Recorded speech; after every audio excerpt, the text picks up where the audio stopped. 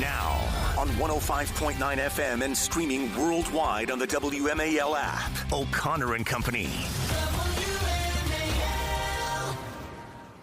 8:07 now on this final hour of our weekly morning broadcast. It's O'Connor and Company, this 15th day of August. You're doing that thing, Patrice Onwuka, with your head as you... Oh, bobbing it to the music? Yeah, but you bob it like side to side without moving your torso. Just the head moves. It must be a black thing. I don't know. Just because C.J. Pearson is here, you guys are going to gang up on me now. Oh, it's a black thing. It's a black thing. You know what? We're not like those types of people. We've been uninvited to the picnic, so. Well, what I like about C.J. Pearson, Patrice, is that he created his own picnic. And he's famous for setting up some pretty awesome parties that are so bad that they trigger New Yorkers into trying to lie and say that it's some sort of white Klansman meeting. C.J. Pearson joins us now. C.J., good man. Thanks for joining us this morning. Thank you so much for having me, Larry. Great to meet you, Patrice. I want to give everybody an update on this because it was New York Magazine, I want to say, or Vanity Fair. I can't remember now. Yes, it was the New Yorker. Both failing publications, though. They came to this event that we had, during inauguration, and honestly, it was quite interesting. We had basically 500 young people who were super excited about the fact that President Trump had won the election. Of course, we saw that reflected in the election results where President Trump, saw a 20-point swing in support among voters 18 to 30, among, the young demographic. And they were just having a good time. But of course, in the eyes of the left, Republicans smiling, having a good time, and being normal is the gravest sin of all. And so they wrote this article saying that it was an exclusively, almost all-white party, which is ironic because, of course, I looked in the mirror today. I am black, still am black, and the only person I'm not black in the eyes of is probably Joe Biden. Despite that, but it was you. But let's just be clear: it was your party. You were the mastermind behind this, and I'm pretty sure the invitations didn't say, whites only or anything. Yeah, exactly that. And, we also had Soulja Boy performing, who was a black man. We had Congressman Wesley Hunt there, who is a black man. We had, Gervonta Davis, who's the a heavyweight champion, who is a black man. But ironically enough, and you'll love this, is that for 4th of July, because they accused me of throwing an all-white party, I actually did throw an all-white party. Now, there were still black people there. I just made everyone wear all white, and it was a good time. That's beautiful. And just to remind everyone, New York Magazine took a cover photo. By the way, it's a stunning photo. You look at this picture, it's like, okay, I want to be at that party with those people.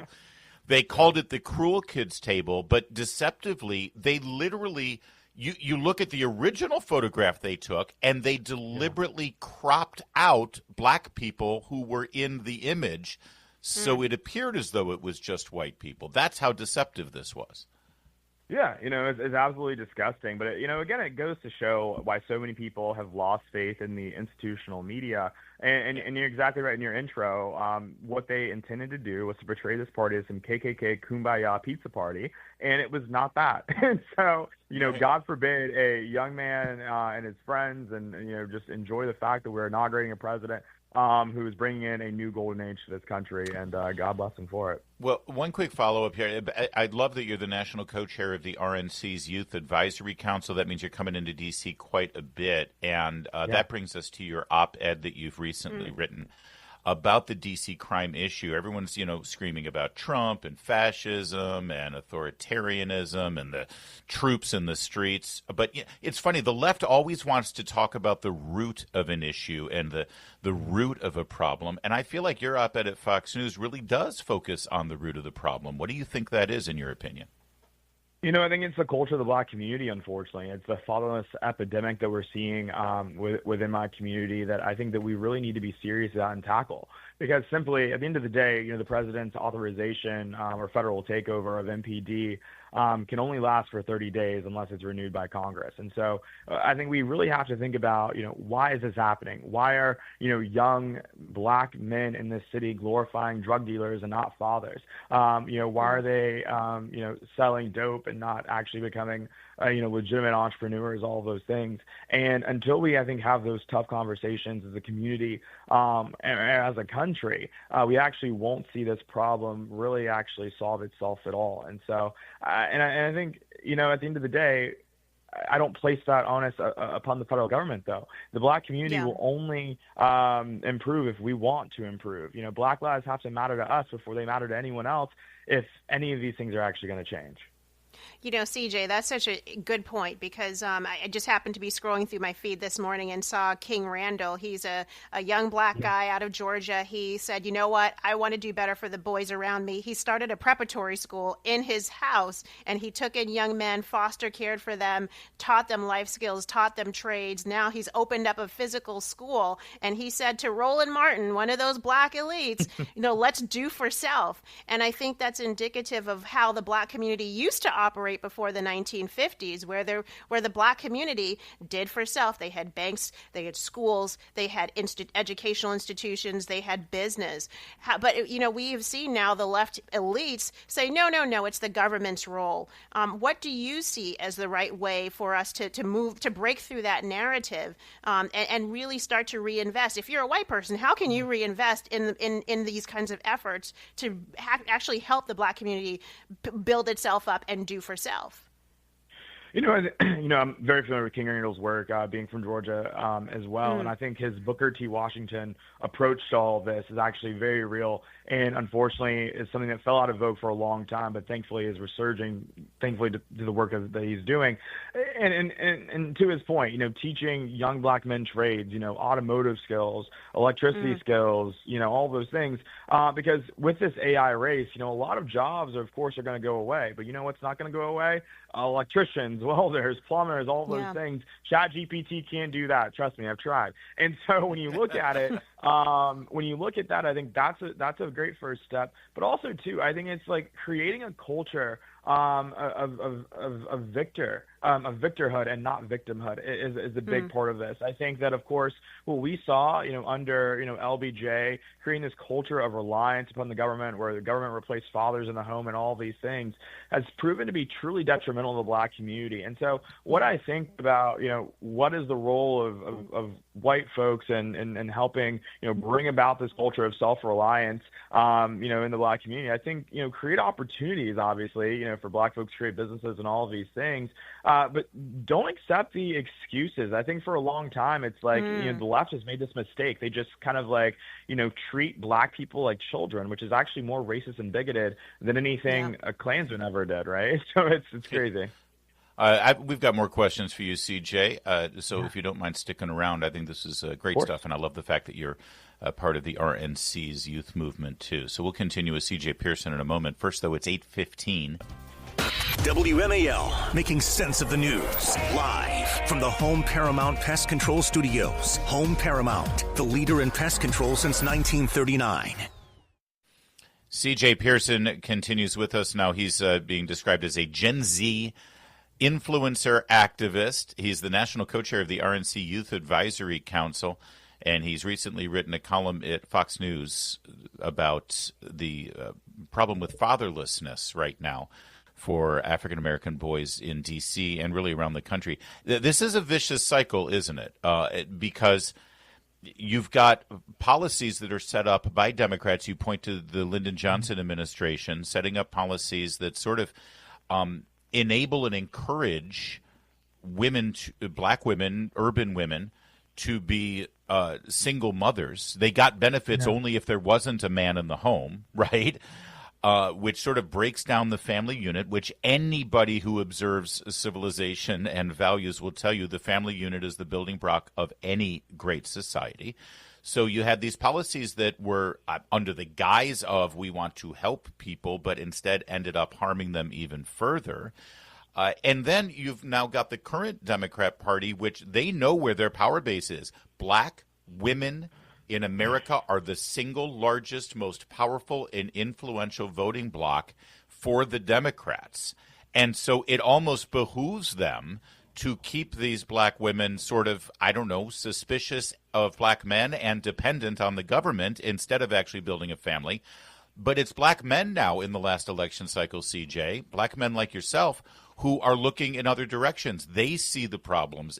How does that trend continue? And what do Republicans need to do to actually bolster those men who have made this brave choice to sort of go independent and say, you know what, let's give Republicans a shot? Yeah, I think, Larry, you're spot on about that. When I go to black churches and I go to black barbershops, I often hear, there are folks who are finally beginning to ask the question, what have Democrats done for us lately? And whenever they actually do that introspection, they ask themselves that, they come up short every single time. What have they done for our communities? What, they brought in crime? Where are the jobs? They're not there, at least under Biden. And under President Trump, they've seen, actually things come back to where they were. He truly is not just making America great again, but he's making the black community great again. And ironically enough, I saw, of course, on MSNBC where Simone Sanders was asked whether or not she feels safe with more cops in D.C. And she said, of course not. I'm a black woman. But what's crazy about that and so interesting is that actually the people that are disproportionately harmed by violent crime in inner cities are going to be black people, right? It's really going to be black kids shooting black kids and, black women, of course, being beaten and all these things. And here's the reality. It's just like that, like this is the most pro-black thing that President Trump probably could have done and probably will do his administration, and it's because of the fact that not only is he saving our capital city, which is important. If America is going to be a shining city on a hill, our capital city ought to be too. But also, too, he is single-handedly saving black lives by making D.C. enforce the law again, which shouldn't be a radical position to take. And I guarantee you, at Lay Diplomat, I guarantee you the Democrats are saying, thank God for Donald Trump. He is finally making Lay Diplomat safe again. I'm sure they're excited about it. Oh, of course. Going to your op-ed in Fox News, you said part of the problem when you look at, or the solution is really putting some accountability on and responsibility on men to step up and really parent their children. And I do see, and do you see in younger generations, particularly of black men who've grown up in the household where it was just the single mom struggling, this idea, well, I don't want that for my kids. I'm going to try and be a part of their life, but it doesn't necessarily mean that they're marrying the women they're having children with, or that they are, or they're going to be in one household and have kids in one household, but they're willing to kind of spread their time. Is that helping, CJ? I mean, is a partial dad better than a full dad or not? Well, I think the ideal, situation is a full dad, right? A full-time father in the home. And we've seen that in multiple studies and statistics. And what's interesting is that this is actually irrespective of race. Thomas Sowell wrote about it in his book, Basic Economics, where it's like you study, two-parent households compared to single-parent households across races. Even a two-parent black household is better than a single-parent white household. It's just true. And so I think when you look at that fact, number one, I think, the onus is, of course, on men. They have an obligation and responsibility, but also, too, this baby mama culture has to end as well, right? I think black women need to be more selective about who they decide to procreate with and whether or not this is someone that's fit to raise their child. And I think there's some red flags that a lot of folks ignore when they make that decision. And I think that largely leads to the situation that they end up finding themselves in. And so I think it's important for black men to step up to lead the family that they've been blessed with. And to do that, I think a lot of the problems that we're seeing will rectify themselves. 50% of D.C. children are living in single-parent homes. 71% of high school dropouts are from fatherless homes. It doesn't take a genius, although, CJ, I think you are kind of borderline genius to sort of articulate things in the way that you do that are very clear and very concise and very, because these are complex social issues, but you make it very, human and very sort of obvious to figure out. That's why probably you are only invited on a couple of media outlets, sadly. But do you call D.C. home now, or New York? Where is home for you? Yeah. So I'm back and forth between here and Georgia, but I spent a lot of time in the Navy Yard neighborhood. And so I've kind of been in the epicenter of a lot of this, violent crime outbreak. And it's like, you'll see, kids running around, carjacking people, shooting fireworks off in the park here in Navy Yard. And it truly is something that, should never have been allowed to take place to begin with. And I think, of course, there was just this cultural responsibility that was truly missing. But I think, and I'll tell you this, is that literally it's, 72 hours since the president made his decisive action. I have not seen any of that this week. And I think it's in large part because, people realize there's a new sheriff in town. That sheriff is Donald Trump and Jeanine Pirro, and neither of them are playing around. And so it's been great to see. All right. Any interest in running for local office? Not here, but I'm eager to help wherever I can. We need you here. This is where we need. This is where you can help. You're already helping. Let's go. I appreciate it. All right, fine. I'm not going to talk him into a run quite yet. Ward 7 could use you, young man. All right. Thank you. Great meeting. Actually, we met at the congressional baseball game a couple of months ago. Great hanging out with you. You were there for Hillsdale College, as I was, and it's real good to see you again. And don't be a stranger. We want to have you on as often as possible. Of course. Thank you so much for having me. That is CJ Pearson. Follow him all over social media. He posts lots of videos, lots of good stuff, and he's an up-and-comer. It is 8:23. You know, back in the good old days, all you needed to buy for the first day of school were some pencils and some notebooks. These days, we're buying everything for the classroom, including stuff to clean the floors and the desks and everything in between. I have some things to share, and I'm going to go off, so stay with us. It's O'Connor and Company at 8:30. WMAL FM, Woodbridge, Washington, a Cumulus media station. Making sense of the news. News Talk 105.9. WMAL. News now. Now, on 105.9 FM and streaming worldwide on the WMAL app. O'Connor and Company. 8:37 now on O'Connor and Company, and a lot of parents and a lot of kids are watching the calendar. The days are slipping by, and the first day of school is looming large. That means right now, probably this weekend, you'll be engaged in shopping for back-to-school supplies. And it's no longer, just you getting stuff for your kids. No, you got to buy stuff for all the kids. And it's become a bit of a social media debate. Here's a teacher on TikTok going off on this issue. Just so we're clear, I'm expected to take a bullet for little Johnny and his classmates. But little Johnny's mother does not see it fit to provide for the community with some Clorox wipes, some tissues, maybe an extra pack of pencils. Like that's what we're going with right now. I have to make the ultimate sacrifice for the community, the school, but little Johnny's mother does not think that she has to make any sacrifices for the community. Taking a bullet for the kids. Give me a break. The drama here. Once again, teachers openly showing their contempt for the parents of the children that they're teaching. They know better, right? Okay, well, here's a reply from a mom. By the way, the teacher, white, 30-something, I'm guessing liberal, screaming into her TikTok. Here comes mom, who is a little bit older, not white, but she's got a response. So I'm going to say this since no other parent is saying it.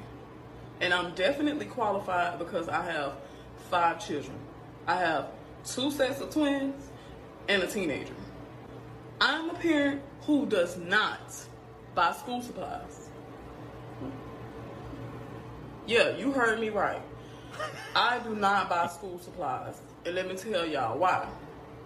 For one instance, I buy all this school supplies for my kids. They take some of it to school. And the teachers take all of the supplies and tell the kids don't write their names on it. What? That's supplies that I bought my kids. And no offense, I'm not trying to share with no other kids. I'm sorry. I'm not trying to share, okay? And this was before the economy got bad. There you go. All right, so that's two sides of this issue. And now Patrice Onwuka, as a mom with little ones about to get into school, you're facing this. I need you to be the voice of reason. Where do you stand on this? I stand with the moms. It is ridiculous, Larry. The school shopping list this year. I have it in front of me. I'm waving around this yellow sheet of paper. Yes. It is by grade level. I've got a kindergartner, a first grader, and a sixth grader. Tell me why I need to buy 2 packs of 12 glue sticks for the kindergartner. 2 packs of 12. That's 24 glue sticks. And well, that's for snack time, isn't it? Don't they eat the glue?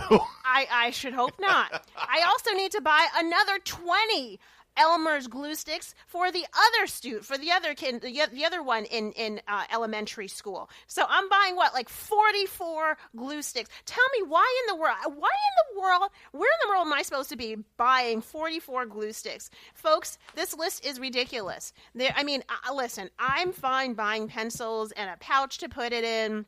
a few glue sticks, all that good stuff. But then tell me why I'm bringing tissue boxes, 2 boxes of tissue boxes, 2 rolls of paper towels, 2 boxes of Ziploc bags, 2 boxes of gallon-sized Ziploc bags. I mean, the list goes on. Though, and as the mom said, Larry, they tell you do not put your child's name on all of those supplies. So what we have now is a system where you have your backpack supplies, which is just for your kid, and then the classroom supplies, which get piled up on the first day and then suddenly disappear into, I don't know where they go, but I guarantee you, like many parents, you get an email come around October, early November, telling you that all the supplies are done. You need to bring in more tissue boxes. You need to bring in hand sanitizer. You need to bring in Clorox wipes. Oh, and on top of that, they're telling you they want the name brand. They want Crayola. They want Elmer's. They want all the name brand stuff. Don't give me the dollar store stuff. Give generic. me the good stuff.